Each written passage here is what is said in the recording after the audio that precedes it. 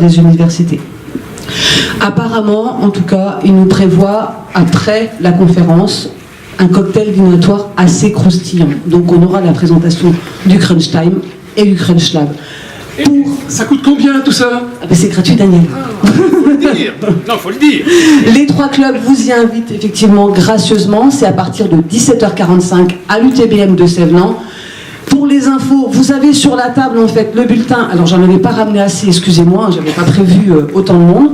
Sinon en fait sur... Tout le monde recevra par mail l'ensemble de l'invitation. Oh, merci. Il est juste extraordinaire. Bravo. Donc voilà. Donc merci à tous de m'avoir écouté. Je repasse le micro à Daniel.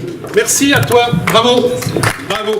L'idée, c'est de rassembler, c'est de tisser des liens. Allez, il faut les féliciter pour le projet, c'est superbe. Connaissiez ou non, n'hésitez pas, vous utilisez ce coupon qu'on va vous distribuer en passant à travers les tables, ou vous allez sur le site internet www.coolbusinessgames.com.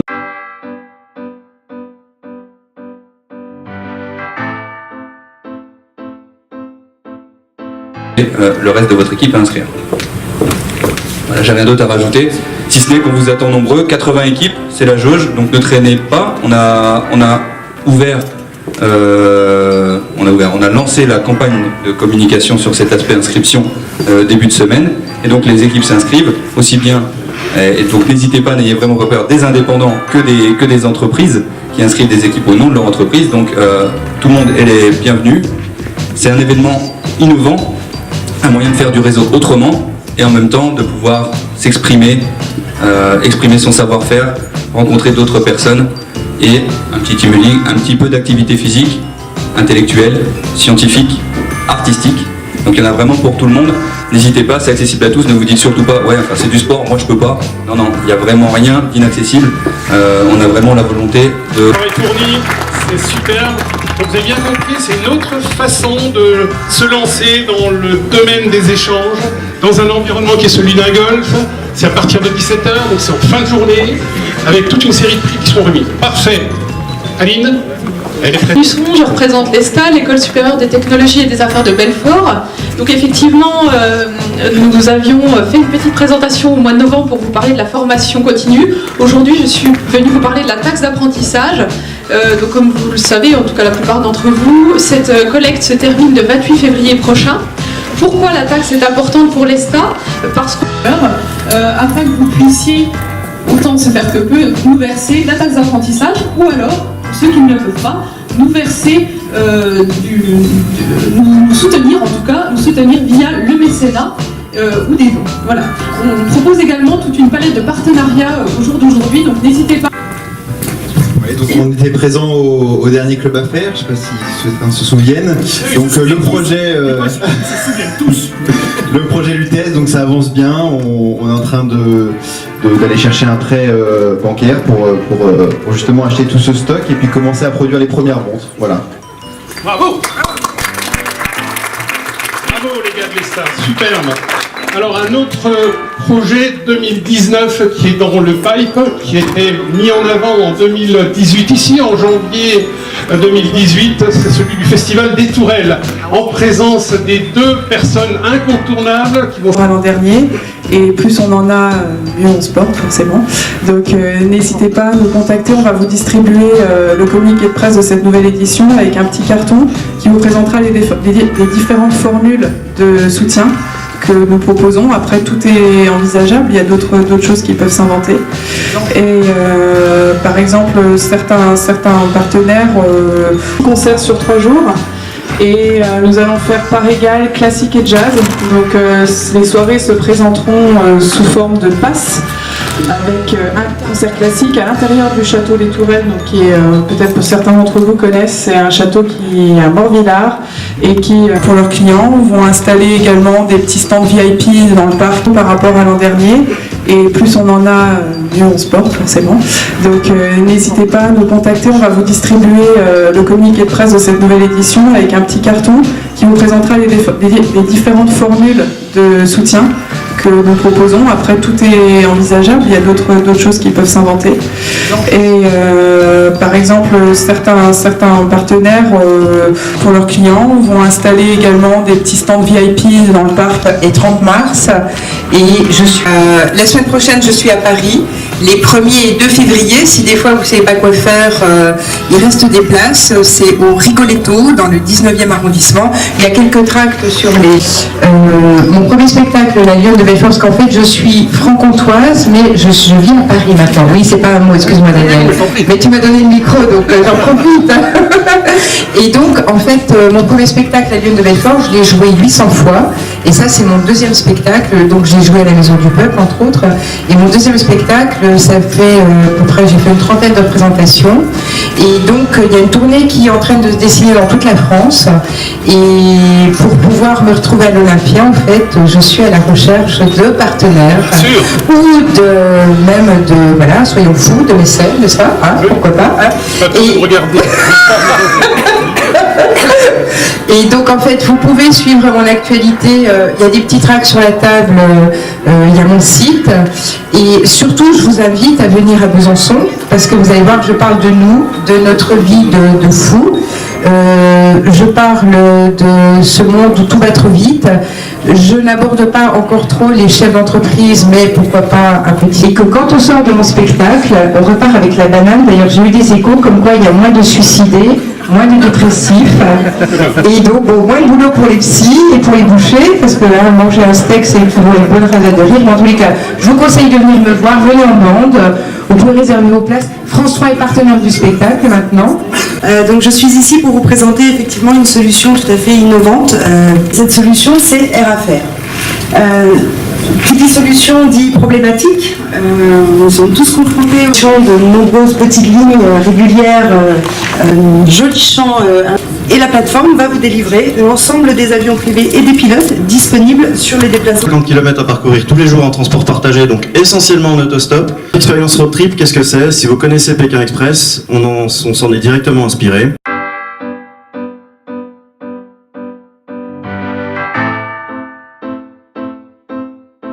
Affaires Franche-Comté, nous sommes au musée automobile Peugeot et nous sommes à Sochaux ici. Alors, magnifique musée, on le voit derrière sur notre caméra.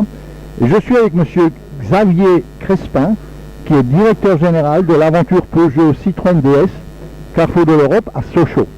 On laissera les coordonnées sur internet dans le film. Monsieur le directeur, aujourd'hui vous accueillez ce club d'entreprise. Qu'est-ce que peut vous apporter un club d'entreprise?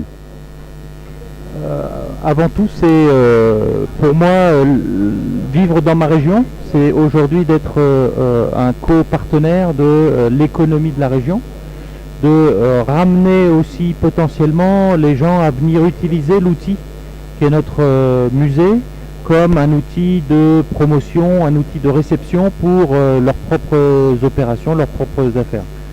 C'est aussi pour moi important de considérer que notre notoriété nationale, elle passe d'abord par une forte présence régionale et que nous devons être un acteur privilégié justement de l'économie régionale. Vous m'avez dit lors du repas que ce musée qui est très très joli, qui était un des plus beaux après Mulhouse, parlons-en après Mulhouse, je pense que c'est le deuxième musée le plus beau en automobile en France. Et vous m'avez dit tout à l'heure, vous faites 90 000 visiteurs, ce qui n'est quand même pas rien. Donc vous êtes très bien placé pour les auditeurs qui nous écoutent. Les autoroutes sont pas loin, TGV n'est pas loin, les accès sont vraiment extraordinaires, l'usine Peugeot n'est pas loin. Que comptez-vous dans l'avenir? Parce que vous m'avez dit, vous êtes très ambitieux, 90 000 ne vous suffiront pas dans l'avenir. Que comptez-vous faire? Quels sont vos projets? En fait, la simple partie réception publique pour un musée n'est pas rentable. En fait, on a, pour vous donner une idée, on a 10 000 mètres carrés d'exposition. Et aujourd'hui, à couvrir, à sécuriser, à chauffer, c'est quelque chose que 90 000 visiteurs ne compensent pas. Le prix d'entrée moyen est de combien?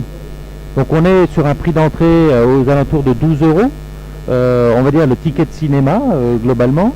Mais c'est des choses qui ne suffisent pas. Donc du coup, nous avons l'ambition de développer des activités autour de notre musée qui nous permettent de payer nos factures, pour être très clair, avec en particulier la location d'espaces de réception organiser des réunions, organiser des séminaires, recevoir des événements comme celui du Club Affaires aujourd'hui. Et également, on s'adresse à une population particulière qui sont les collectionneurs de voitures classiques. Et là, on développe de nombreuses autres activités complémentaires, comme les pièces de rechange, comme un atelier d'entretien, restauration de voitures classiques, un certain nombre d'activités économiques qui permettent à notre association, puisque nous sommes une association loi 1901, de pouvoir équilibrer ses comptes. Vous faites également de la restauration culinaire. Alors c'est vrai qu'on a effectivement la chance, depuis 30 ans qu'existe le musée, il ait été aujourd'hui équipé dès le départ d'un service de restauration, d'une brasserie qui est au cœur du musée, la brasserie de l'Europe, qui rend aussi le musée un peu unique, un peu exceptionnel. Mes amis du musée national de Mulhouse ont aussi cette capacité, recevoir du public en restauration. Et ça, c'est des choses qui nous permettent aussi de pouvoir aussi assurer la restauration traiteur pour toutes les réunions et les séminaires qu'on peut organiser ici à Sochaux. Vous avez une capacité d'accueil pour la restauration de combien à peu près de personnes? Aujourd'hui, le restaurant permet de pouvoir traiter à peu près 70-80 personnes en brasserie et nous recevons des événements jusqu'à 350 personnes. On coupe 2 secondes si vous voulez chercher ça, allez-y. Allez-y, allez-y. Tu coupes le rouge. Allez-y monsieur, cherchez. C'est pas grave. De toute façon, on fait un montage, on est en live. Oui, je vous doute bien. On est en direct. Allez, merci beaucoup. Bouton rouge. Ok, on va couper ça. Bouton rouge. Oui, vas-y, on relance. Ok, j'ai mal écouté votre réponse à cause de monsieur. Donc en fait, on a une capacité de la brasserie qui est d'à peu près 80 personnes, mais on a, avec le service traiteur, une capacité de traiter jusqu'à 350 personnes pour des grands événements. Enfin, là, avec le club d'entreprise, on a mangé à midi, c'était très bon, on a très très bien mangé. Je trouve très agréable de manger dans un musée parce qu'en plus il fait chaud, malgré que la fraîcheur dehors, on n'est pas loin de l'Alsace, on est en Franche-Comté ici, il a fait quand même presque 0 aujourd'hui. Je trouve très bien isolé ce musée et c'est vraiment agréable. Monsieur le directeur, aujourd'hui vous travaillez, votre équipe fait, sans les sous-traitants, fait combien de personnes? En fait, nous n'avons pas une organisation par établissement, mais l'ensemble de nos activités, donc l'aventure Peugeot Citroën DS, ça regroupe 43 salariés, aujourd'hui répartis sur 4 sites. Donc le musée de l'aventure Peugeot, le conservatoire Citroën à Aulnay-sous-Bois, l'aventure automobile à Poissy, et puis Terre Blanche, qui est notre centre d'archives à Héry-Moncourt. Et vous chapeautez tout ça, donc vous êtes entre Paris et Sochaux avec le TGV. Exactement. En fait, c'est une nouvelle forme de management ou de gestion opérationnelle. Donc, je suis basé à Paris, je suis une journée à Aulnay, 2 jours à Poissy et 2 jours à Sochaux. Pour les auditeurs, nous sommes à peu près à 1h30 de TGV de Paris. Alors je suis maintenant abonné avec le TGV, c'est extrêmement pratique. Départ 7h23 à Gare de Lyon, arrivé 9h38. Donc vous êtes en très peu de temps, vous êtes arrivé, ce qui n'était vraiment pas le cas il y a de ça encore très peu de temps. Vos visiteurs viennent de toute l'Europe. Alors aujourd'hui, merci de poser la question parce que c'est exactement notre ambition. C'est pas tellement le cas aujourd'hui. On a une grande proportion en fait de régionaux et on a décidé d'être un petit peu plus actif hors de nos frontières et en particulier sur la partie Suisse et Allemagne pour attirer de façon un petit peu plus naturelle des gens qui sont finalement assez proches. C'est compliqué de faire venir de plus loin, mais on travaille sur ces destinations. Aux téléspectateurs du monde entier qui vont nous écouter, nous allons mettre dans le générique les coordonnées de ce musée. Et venez nombreux parce que vraiment ce musée est extraordinaire. Et je n'ose pas dire une bêtise, vous allez me confirmer, je crois que vous avez tout ce que Peugeot a fabriqué. Même en 1840, ils ont commencé avec les moulins à légumes. Et vous avez tout ici. Oui, en fait c'est vraiment la vocation de notre association et de ce musée, c'est de montrer toute l'histoire depuis 1810, pour être très précis, avec les premières laminages d'acier de la famille Peugeot. La marque Peugeot existe depuis 1810 et aujourd'hui vous avez toute la collection. Alors on n'en présente ici que 140, mais sachez que la collection Peugeot est de 650 voitures et qu'on n'en présente qu'une partie ici. Vous avez des voitures dans les archives en rénovation?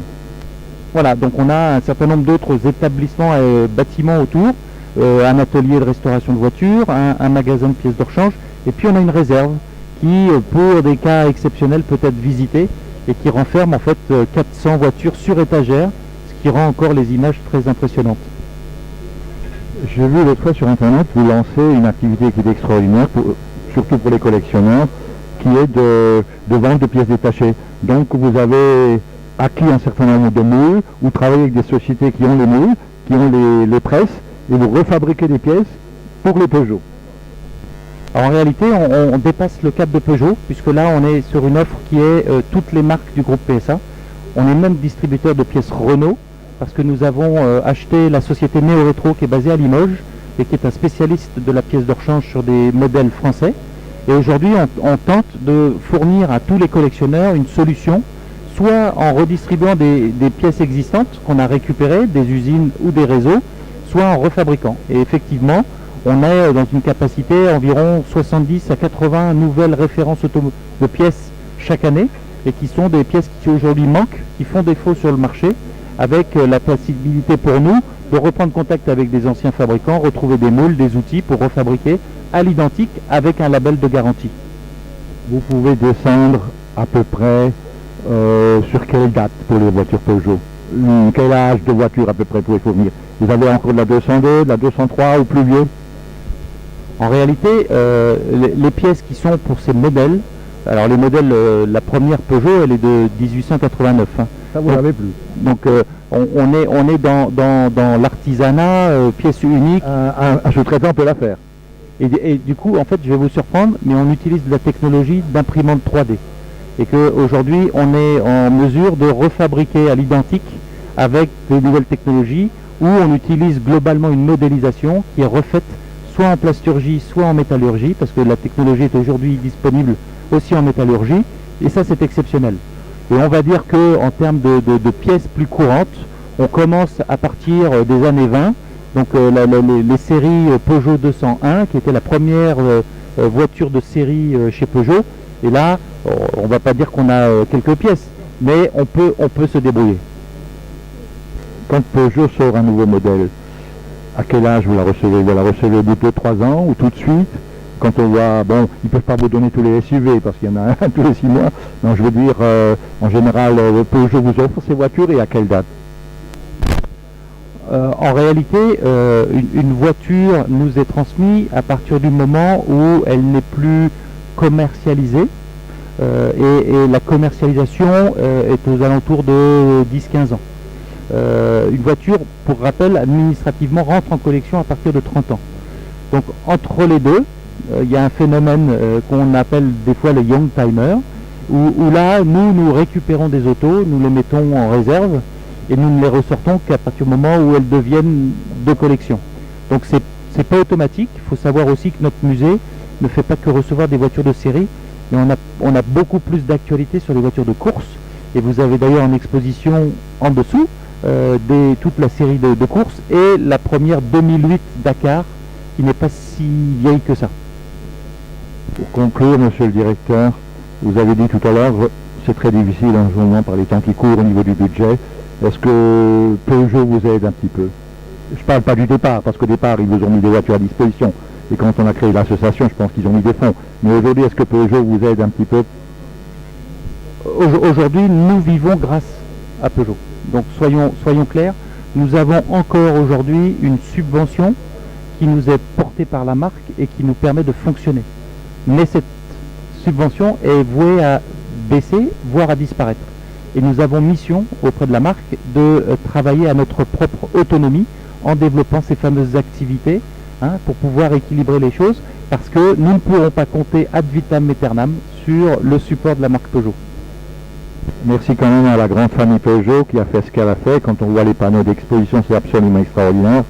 C'est pour ça que je dis au public, venez, parce que vraiment avec les enfants, vous pouvez venir. Il y a des panneaux, il y a des photos, il y a des dessins, il y a même une voiture, je crois, dans laquelle on peut monter pour se prendre une photo. Donc c'est vraiment très très spectaculaire. Et alors vous voyez, quand vous voyez le cheminement des nouvelles des voitures, par rapport à aujourd'hui, par rapport à ce qu'on fait, c'est vraiment fantastique. C'est une pédagogie extraordinaire de venir. Écoutez, monsieur le directeur, on vous remercie pour cet entretien. On vous souhaite bon vent et à bientôt. Merci beaucoup et puis surtout merci de m'avoir donné la possibilité de m'exprimer et je voudrais rappeler aussi et transmettre à tous que l'automobile est française. On est pionnier dans le monde de l'automobile grâce à Peugeot. En 1889, il y a une rencontre exceptionnelle qui a eu lieu entre Daimler, Panhard-Levasseur et Armand Peugeot et c'est ça qui a donné naissance à l'automobile. Alors soyons fiers de notre patrimoine, soyons fiers de notre industrie et longue vie à l'industrie automobile française. Merci beaucoup.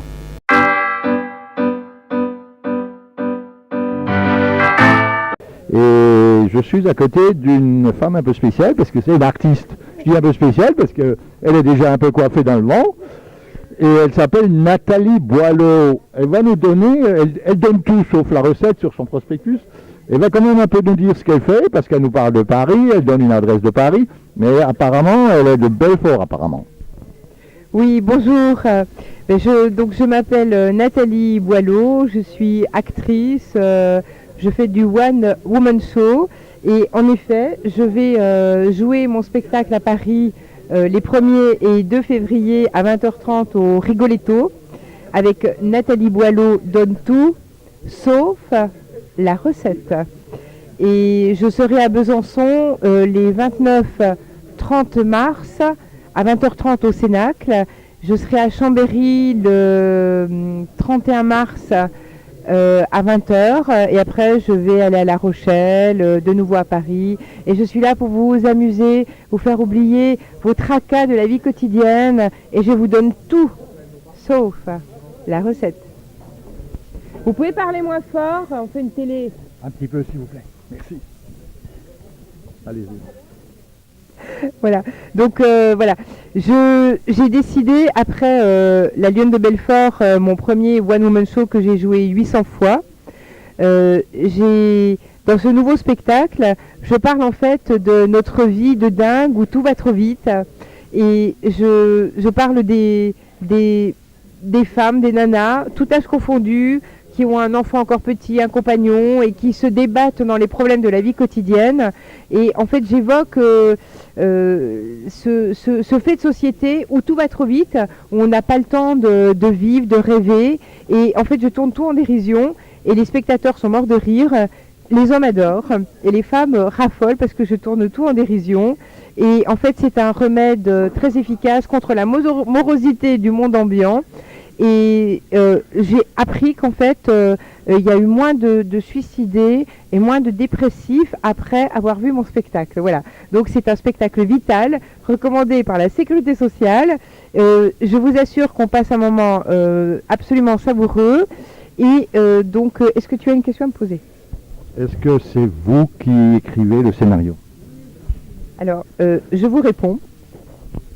C'est moi. Pardon, du scénario, c'est moi qui ai écrit le spectacle. Je suis 1h30 sur scène, toute seule.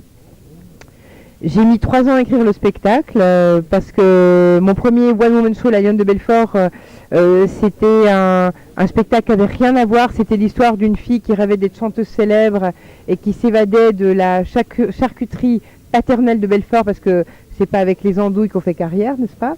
Et donc, dans ce premier spectacle, La Lionne de Belfort, je voulais faire un petit clin d'œil avec la télé-réalité où tous les gens rêvent d'être célèbres rapidement. Et c'était aussi un fait de société. Et là, dans mon nouveau spectacle, je parle aussi d'un fait de société où en fait tout va trop vite, tout le monde est pressé, toute génération confondue. Et moi, je pense qu'en fait, ce qui est important, c'est de prendre le temps de rêver, c'est de prendre le temps de vivre, de rire, parce qu'en fait, on n'est pas là pour longtemps, on ne sait pas quand est-ce qu'on va partir. Et moi, tous les spectateurs qui viennent me voir après le spectacle, ils me disent oh, « Merci, qu'est-ce que ça nous a fait du bien, pourquoi on ne vous a pas rencontré plus tôt ?» Donc en fait, si vous voulez, venez voir Nathalie Boileau donne tout, sauf la recette, parce que c'est un remède anti-morosité. Donc c'est moi qui ai écrit le spectacle, en effet. Et je pense que vous allez aimer. Vous avez toujours aimé le spectacle, je pense, depuis toute jeune. Mais que faisiez-vous comme métier de base au départ ? J'ai toujours fait ça. J'ai commencé la danse. J'ai commencé la danse, j'avais 4 ans. Et mes parents n'étaient pas très chauds que je sois artiste danseuse, donc j'ai continué la danse et en effet j'ai fait des études à la faculté de Besançon en psycho et j'ai eu une maîtrise de psycho à Besançon en continuant la danse et je suis partie à Paris à la Sorbonne pour continuer mes études et c'est là que j'ai découvert le théâtre. Donc j'ai un DESS de psychologie clinique et pathologique, n'est-ce pas? Voilà. C'est pour ça que je comprends bien mon public, je le cerne, je les soigne comme des gens qui ont besoin d'être aimés, voilà, parce que j'essaye d'aimer mon public. Parce qu'en fait, quand le spectateur vient au spectacle, il cherche quelque chose, il cherche de l'amour. Donc j'essaye de leur donner de l'amour. Et j'ai un DEA de psychologie de l'art, de la culture et de l'environnement et un diplôme de l'Institut français de presse. Et après, avec tous ces diplômes en poche, je me suis dit, mais non, c'est pas ça que je veux faire. Je veux être actrice et j'ai eu beaucoup de chance que je suis rentrée tout de suite dans le métier. J'ai joué avec Didier Sand, Dominique Pinon, j'ai joué à X-Mine pendant 2 ans et demi, j'ai tourné à la télévision dans une 50aine de films. Lesquels par exemple? J'ai tourné dans pratiquement toutes les séries policières, Section de recherche, Navarro, SOS 18, Mongeville. Figurante ou comédienne? Non, comédienne, actrice. Et votre rôle c'était quoi dans le Navarro? Navarro, j'étais en fait une femme, j'avais un rôle assez important, j'étais pas le rôle principal, parce que les rôles principaux, c'est souvent, il y avait 2-3 acteurs qui tenaient les rôles principaux. Moi, mon rôle, c'était une femme qui avait été traumatisée par la mort de son mari, et qui s'était retrouvée SDF, donc je me retrouve en prison, c'est un rôle complètement dramatique, et je suis très bonne dans le drame en fait. Mais sur scène, je fais rire, voilà, c'est ça le grand paradoxe. Et j'ai tourné au cinéma avec Danny Boone, j'ai eu une petite participation dans un film avec Sophie Marceau, et j'ai tourné dans 3 films où j'avais mon nom au générique début, où j'avais 16, 17, 18 jours de tournage. Mais j'avoue que j'adore la scène, j'adore. Écoutez, Nathalie Boileau, on vous remercie pour tout ce que vous venez nous dire. Nathalie Boileau donne tout, sauf la recette. De toute façon, comme Orin TV est vu dans l'Europe entière et dans l'Est de la France surtout, dans la France entière, on va mettre le lien de votre spectacle, de votre entreprise. Il faut mettre le teaser, il y a un teaser. Ok, on va mettre le teaser, un extrait du spectacle, que tout le monde vous trouve et tout le monde puisse voir les dates et tout le monde viendra. Merci beaucoup. Et je vous aime. Et bonne année. À très vite pour rire tous ensemble de nos vies de dingue.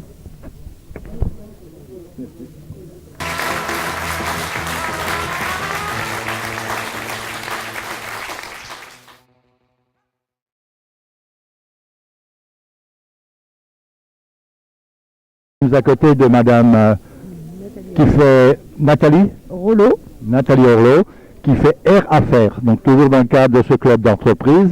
Air Affaires est une société de location d'avions et elle va nous en dire un petit peu plus. On vous écoute. Bonjour, donc effectivement Air Affaires est un club qui réunit des propriétaires d'avions privés, des pilotes professionnels, des compagnies et des entreprises qui ont besoin de se déplacer.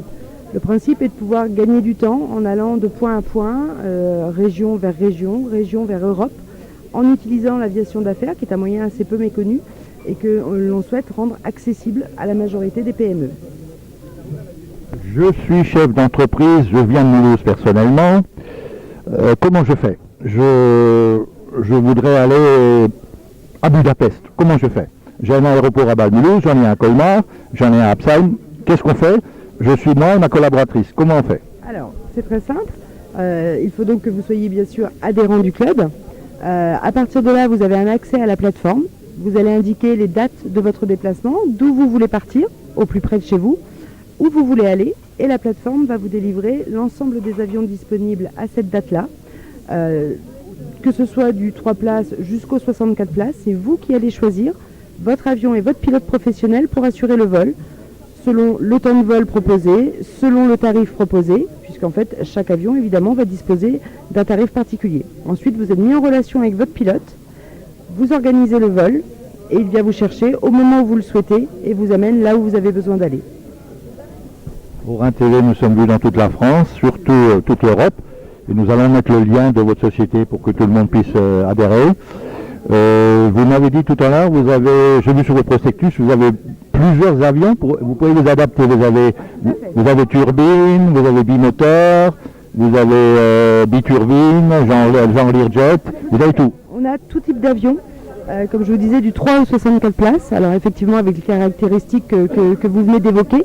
Donc ce qui permet vraiment de réserver et d'utiliser l'avion le plus apte, on va dire, à faire le voyage dont on a besoin. Forcément, si on fait un déplacement sur 2000 ou 3000 km, on n'utilisera pas le même avion que celui que l'on va prendre pour faire peut-être un déplacement simplement de région à région sur 500-600 km et faisable en journée.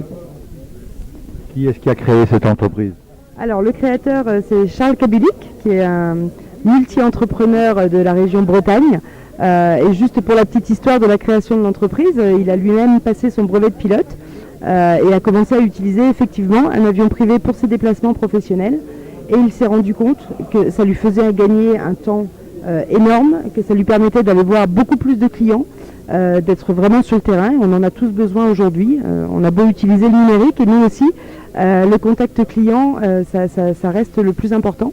Et donc l'histoire est née comme ça. Il s'est dit, si moi ça peut me servir, ça peut servir à d'autres. Il faut savoir qu'il y a 1500 avions privés en France, environ 10 000 pilotes professionnels, et j'insiste, ce sont uniquement des pilotes professionnels sur Air Affaires, et donc des entreprises qui ont aussi besoin de bouger. Donc le principe du club, ça a été de réunir ces différents membres, ces différentes personnes, pour que les propriétaires louent leurs avions, que les pilotes volent davantage et que les entreprises se déplacent facilement et avec simplicité. Le siège de votre entreprise avec les hangars, les avions, les entretiens se trouve où? Alors le siège de la société donc est en Bretagne, mais les avions sont partout. Sont partout en France, en Belgique, en Allemagne, en Suisse. On a aujourd'hui 176 avions exactement sur la plateforme et 322 pilotes professionnels. Donc dans des endroits où ça marche très bien, dans des grandes villes, vous laissez des avions sur place, sur le tarmac? C'est arrivé en fait que lorsqu'on a plusieurs entreprises sur un même secteur géographique, donc beaucoup d'utilisation potentielle, des propriétaires vont baser leur avion à proximité parce qu'ils savent qu'il y aura un vrai besoin et une réservation et une location assez régulière. De deux personnes très intéressantes, des étudiants, ils vont nous dire ce qu'ils font, des masters, attention, c'est pas n'importe quoi. Alors il y a Bilal, parce qu'il existe aussi Bilal, là c'est Bilal. C'est un vrai Alsacien, c'est un vrai franc-comtois, Bilal et Julie. Voilà. Alors on va commencer par les femmes. Dites-nous Julie, qu'est-ce que vous faites? Pourquoi vous êtes dans un club d'affaires aujourd'hui vendredi? Alors bonjour, donc du coup, pardon. Donc on est étudiant en master de gestion des ressources humaines et on organise notre cérémonie de remise des diplômes, donc qui aura lieu en septembre, le 20 septembre. À la salle des fêtes de Belfort, et en fait on voudrait donner une visibilité à notre master donc, qui est fait à l'UFR STGI de Belfort, et on voudrait aussi associer les entreprises du territoire pour qu'il y ait pour qu'elles se fassent connaître des étudiants et qu'on puisse créer des collaborations entre les étudiants et les professionnels. On va donner la parole au jeune homme. Qu'est-ce que vous avez à compléter? Ma collègue a très bien, je pense, résumé un peu la raison de notre venue. Je rajouterai juste en disant que vraiment, ce qui motive notre événement, c'est la compétence. Sachant qu'on est dans la gestion des ressources humaines, on veut vraiment mobiliser toutes les compétences des différents acteurs locaux, que ce soit les petites PME ou les grandes entreprises. On veut que tout le monde soit impliqué dans cet événement et puisse voir notre master ressources humaines. Voilà. Vous êtes combien de personnes, combien d'élèves dans votre section? Alors on est 21. Je vous dis le chiffre exact, on est 21. Oui, plus les Master 1, ça nous fait une quarantaine, on va dire, de personnes. Et du coup, on étudie les ressources humaines et tout ce qui est attrait, que ce soit au niveau de l'organisation, comment elle est organisée, la gestion du personnel. On est aussi un volet juridique, car c'est nécessaire dans les ressources humaines. Et puis on a tout le côté formation, recrutement, voilà, tout ce qui tourne autour de la ressource humaine et du salarié dans l'entreprise. Pour les gens qui nous écoutent, je je vous ai demandé tout à l'heure déjà, tout le monde ne le sait pas. Un master, c'est bac plus 5. Et vous venez avec quoi comme bac au départ? Vous avez un bac littéraire, scientifique, ou qu'est-ce que vous avez comme bac au départ? Alors, moi j'ai un bac S.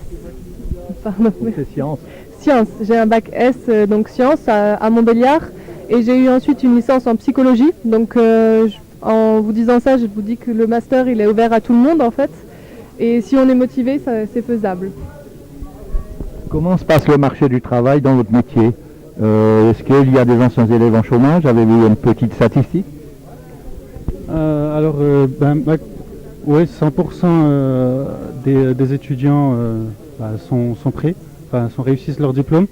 On a, du coup, parce qu'on a à ce niveau-là d'études, on arrive à des gens qui sont complètement sérieux, qui sont dans leurs études, tandis que moi qui viens de licence, j'ai pu voir, notamment en première année de licence, ça pédale un peu, il y a des taux d'échec qui sont très élevés, notamment parce qu'il y a pas mal de personnes qui ne sont pas motivées.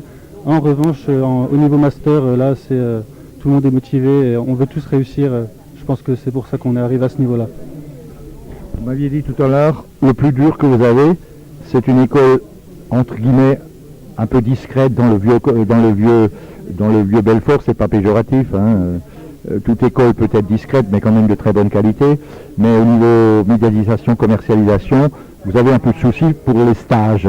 Alors, allez-y, lancez votre vœu, parce que là, toute l'Europe nous écoute, la France nous écoute, l'Alsace nous écoute, la Franche-Comté nous écoute, on le fera sur Facebook, sur YouTube. Que désirez-vous comme stage? Qu'est-ce qui vous manque? Où est le problème? Le problème, c'est que les étudiants, ou même nous, on a tendance à aller vers les grandes entreprises sans privilégier les petites. En fait, on n'est pas au courant de ce qui se passe vraiment dans le territoire, donc c'est pour ça qu'on voudrait créer cette collaboration, avoir cette collaboration pour trouver plus facilement des stages et même permettre aux entreprises d'avoir des RH dans leurs entreprises. Et oui, vous disiez qu'on était on n'avait pas beaucoup de visibilité parce qu'il y a le CNAM, notamment à Belfort aussi, qui prend toute la facette, en fait, toute la façade, pardon. Et donc du coup, on voudrait vraiment redorer un peu notre blason. L'école a un beau site internet.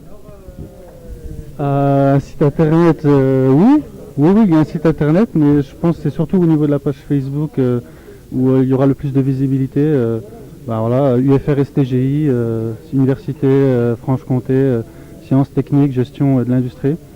Et parce que c'est avec les réseaux sociaux qu'on communique le mieux aujourd'hui, et du coup faut en parler de cette page-là. Puis on a aussi une page pour les étudiants, l'association des jeunes étudiants, je crois que c'est, des jeunes étudiants.